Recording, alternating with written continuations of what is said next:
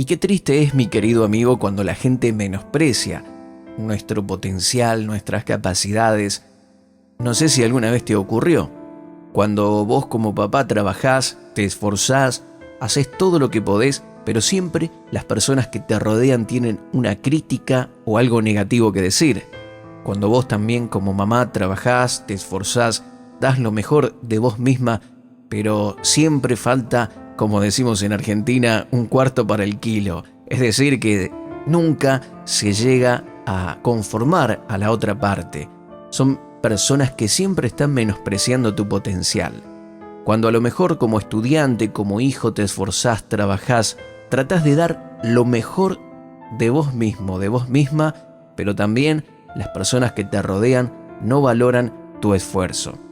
Y Dios ha puesto en cada uno de nosotros capacidades, talentos y cosas hermosas que tenemos que tratar de desarrollar y tenemos que expresar. Pero qué triste es cuando las personas que están a nuestro alrededor no valoran o no ven el potencial en nosotros. Gracias que Dios sí lo ve, Él lo valora, Él le da importancia y siempre nos está animando para que podamos desarrollarlo, expresarlo. Pero tal vez a ti te esté pasando esto que he mencionado recién. ¿Te sentís menospreciado, menospreciada? Bueno, entonces esta palabra es para ti. El rey David enfrentó durante toda su vida una gran oposición. Todo el mundo le dijo que él no tenía potencial. Sus hermanos, sus padres, la gente que lo rodeaba. Sin embargo, él fue capaz de superar todas estas adversidades. Cuando pensamos en David, enseguida nos viene a la mente las limitaciones. David fue un hombre que logró grandes éxitos y lo hizo hasta lo más alto. Él era un gran guerrero y el más extraordinario de los reyes que tuvo Israel y también de su tiempo. Sin embargo, hubo muchos que nunca vieron su potencial. En su juventud, por ejemplo, no tenía la apariencia de un guerrero ni de un rey. Él era el menor de su familia y como muchacho no recibió el apoyo de los que lo rodeaban. Las grandes batallas de David en sus primeros años no fueron contra el oso ni contra el león que él mataba para proteger a las ovejas de su padre, sino que los mayores obstáculos que David tuvo se lo crearon las personas que trataron de ponerle limitaciones. Vamos a ver algunos ejemplos de cómo otras personas, los que lo rodeaban, vieron y consideraban a David. Su papá, Isaí, pensó que él no tenía el potencial de rey. Qué lamentable, ¿verdad? Cuando tus padres no creen en ti. ¿Eres uno de los que sienten dolor por tener padres que no creen en ti? Bueno, David conoció ese dolor. El padre de David se entusiasmó mucho cuando supo que el profeta Samuel venía a ungir a uno de sus hijos para ser el próximo rey de Israel. Seguramente debió haber hablado con su esposa por horas, considerando las buenas cualidades que poseía cada uno de sus hijos, y ellos probablemente no durmieron en esa noche pensando en esto. ¿A quién elegiría Dios? ¿A quién escogería Dios? Seguramente se preguntaban. Cuando Samuel llegó a la casa de Isaí para ungir a uno de los muchachos, Isaí puso en fila a los que según él tenían el potencial para ser rey. Estaban todos los hijos, excepto David. Incluso, Isaí ni se molestó en llamar a David para que estuviese en esa reunión tan importante. Nada más ni nada menos que el profeta Samuel, que venía a la casa de la familia de Isaí. Ellos tendrían que haber estado todos presentes. Es más, cuando el profeta llegaba a una ciudad, era un revuelo general porque todos se preguntaban a qué venía el gran profeta de Dios. Seguramente venía o a emitir un juicio de Dios para determinadas personas o traer una directiva, una respuesta de Dios, una palabra de Dios, o venía para ungir a un rey, como en este caso. Entonces, teniendo la visita tan importante de este profeta en su hogar, ¿cómo Isaí no llamó a David, que estaba en el campo, para que forme parte de esta tremenda reunión que ellos estaban por participar? Y al principio el profeta pensó igual que Isaí, juzgó a los hijos basándose en quién tenía el aspecto de rey. Pero Dios tenía otra cosa en mente. Dice las Escrituras en 1 de Samuel, capítulo 16, el verso 6 y 7, lo siguiente. Cuando llegaron, Samuel se fijó en Eliab, el hijo mayor de Isaí, y pensó, sin duda que este es el ungido del Señor. Pero el Señor le dijo a Samuel, no te dejes impresionar por sus apariencias ni por su estatura, pues yo lo he rechazado. La gente se fija en las apariencias, pero yo me fijo en el corazón.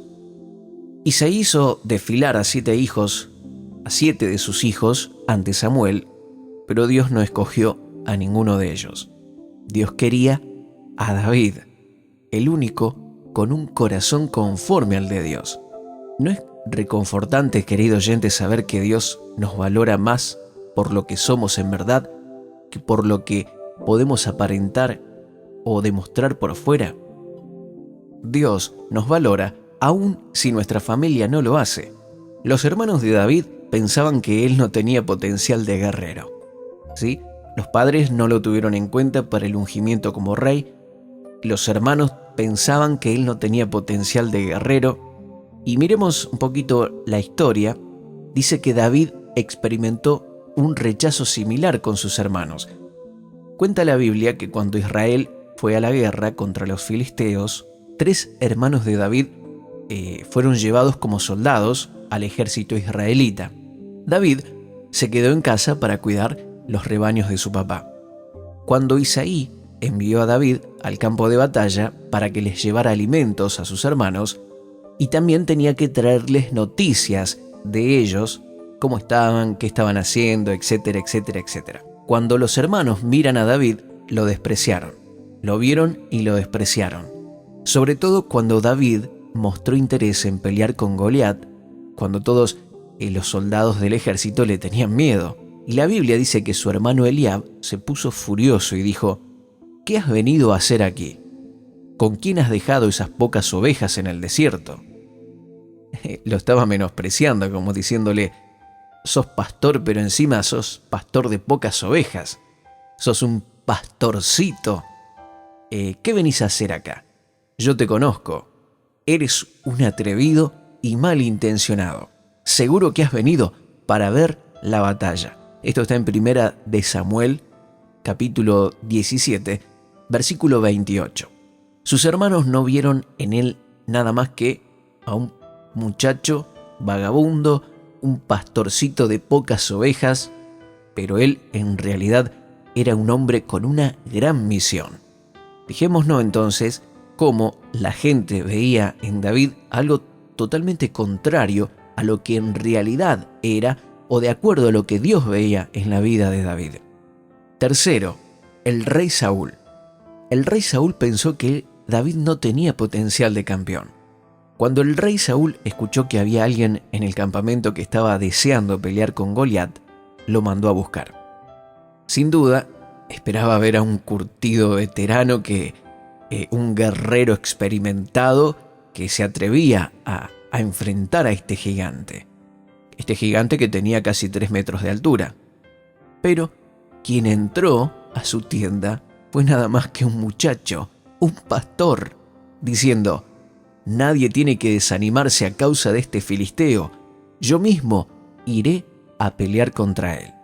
Y la respuesta de Saúl revela su descreimiento, su escepticismo.